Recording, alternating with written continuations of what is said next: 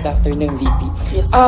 VP, as we're speaking right now po, merong ongoing House probe.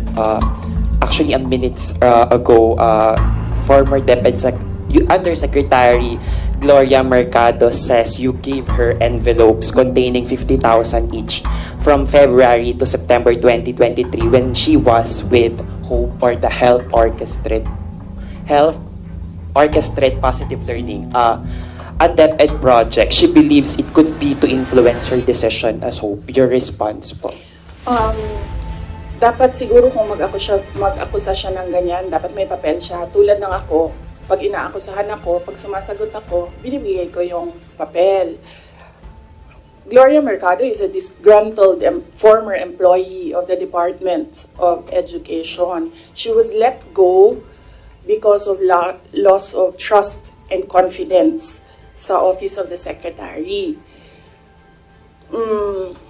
Una niyang ginawa, well, hindi ko alam kung anong nauna, pero naka-strike 2 siya sa akin.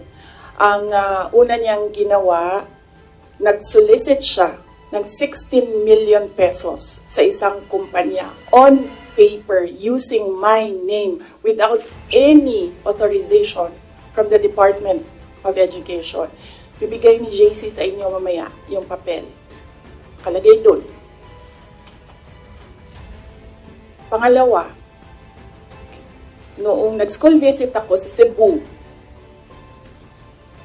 merong lumapit sa akin na teacher. Sabi niya sa akin, Inday Sara, masakit sa loob namin na mga teachers kami na nasa field. Tapos merong humahawak ng teacher items na wala dito sa aming probinsya o wala dito sa aming region. So, pinakwento ko siya. Iyon naman yung purpose ng aking mga school visits, di ba, sa iba't ibang lugar naman sabi ko, one-on-one tayo, kwento mo lahat sa akin. And then it turned out, ang HR mismo ng Department of Education, our Undersecretary, took a teacher item from Region 7, nilagay niya sa central office for a non-teaching task. Ginawa niyang executive assistant niya. Ang apelido nun, Villar. Meron niyang paper trail. So, nung bumalik ako sa central office, tinanong ko, totoo ba na meron tayong teacher item galing sa Region 7 na nandito sa atin? Totoo daw, nasa HR. HR pa mismo ang gumawa ng parang injustice sa teachers namin sa field. So, on that second point, hindi ko na pinalampas. Sinabihan na siya na there is loss of trust and confidence. And you should go. And then she said na, pwede bang mag-retirement na lang ako instead na paalisin ninyo ako. Kasi ang tagal ko na, matanda na ako. And then sinabihan siya, okay, sige. You go. So she's a disgruntled former DepEd employee. At yan yung dalawa na rason kung bakit siya pinaalis. May papel yung 16 million na solicitation niya. May papel yung teaching position sa Region 7 na kinuha niya. And my experience sa kanya, ayoko, factual lang ako ayoko atakihin yung pagkatao niya. Pero when she was HR of the Department of Education, meron kasi akong time dyan for our USEX and ASEX na hindi execom.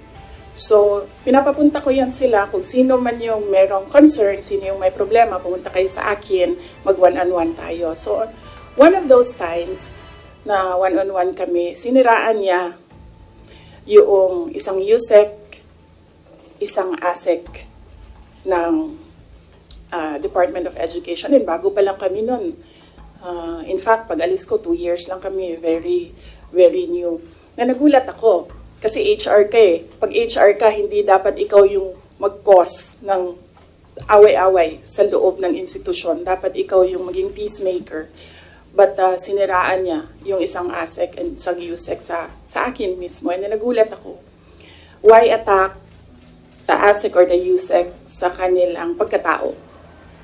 Hindi naman trabaho. And then, ganun din ang ginawa niya. Nung umalis na siya sa Department of Education because of the 2 points, lumipat siya sa Senate. One of the offices of the senators, then nandiyan yan siya ngayon. And yung isang kaibigan ko doon sa Senado, narinig namin na sige na siya atake. Inaatake niya si Michael Poa, si Reynold Monsayak, si Gerald Chan. Nang iyan ngayon yung nakapangalan sa kanyang statement. Kaya kami, nung nagbasa siya kanina ng statement, hindi na kami nagulat.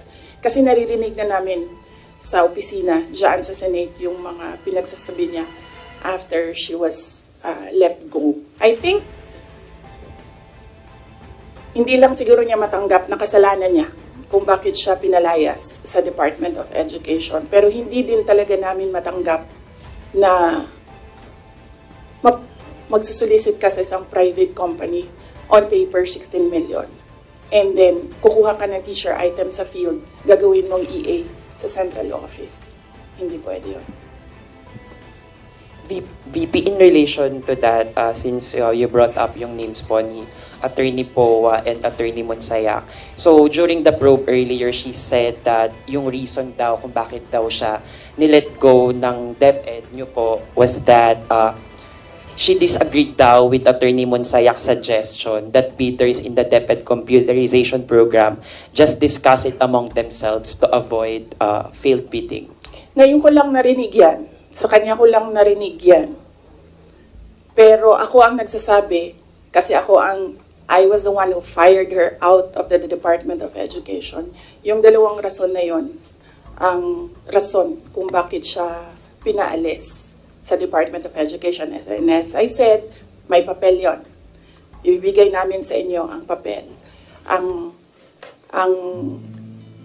HR record ni Villar, nasa Department of Education din. In fact, hanggang ngayon si Villar nasa region kasi sinabihan niya yung region bago siya umalis na ilagay yan sa region, wag yan sa teaching position, pero that person is holding a teaching position.